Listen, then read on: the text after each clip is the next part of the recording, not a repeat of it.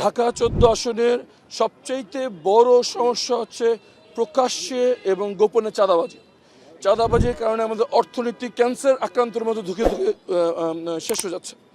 এই চাঁদাবাজির প্রধান উৎস হচ্ছে চাঁদাবাজদের আশ্রয় প্রশ্রয় দান করেন খোদ রাজনীতিবিদরাই। এটাই আমাদের প্রথম ওয়াদা। আমরা চাঁদাবাজি করি না, আমার আশেপাশে যারা আছে তারা কেউ চাঁদাবাজির সাথে সম্পৃক্ত নন, এবং জনগণের সমর্থন নিয়ে আমরা যদি দায়িত্ব পালন করার সুযোগ পাই তাহলে সবার আগে চাঁদাবাজির চক্র আমরা ভেঙে দেবো ইনশাআল্লাহ। দ্বিতীয়, ঢাকা 14 সবচেয়ে বড় সমস্যা হচ্ছে প্রকাশ্যে মাদক বিক্রি। প্রত্যেকটা অলিতে গলিতে প্রকাশ্যে মাদক বিক্রি হচ্ছে, যার কারণে আমাদের যুব সমাজ ধ্বংস হয়ে যাচ্ছে। এত প্রকাশ্যে মাদক বিক্রি যদি আমরা জনগণরা যদি জানি কোথায় মাদক বিক্রি হচ্ছে, প্রশাসন জানে না, কিন্তু প্রশাসন কিছু করতে পারছে না। একই কারণ এই মাদক চক্রের পেছনে রয়েছে রাজনৈতিক শক্তি।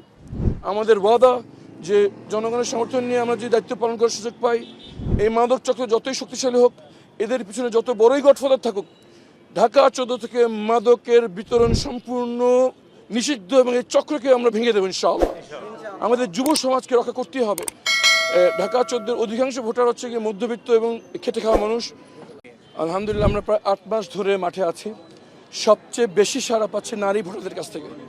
এরপর আমরা সাড়া পাচ্ছি তরুণ ভোটাররা, যারা এখন পর্যন্ত কখনো ভোট দেয়নি, যারা জুলাই সময় মাঠে ছিল।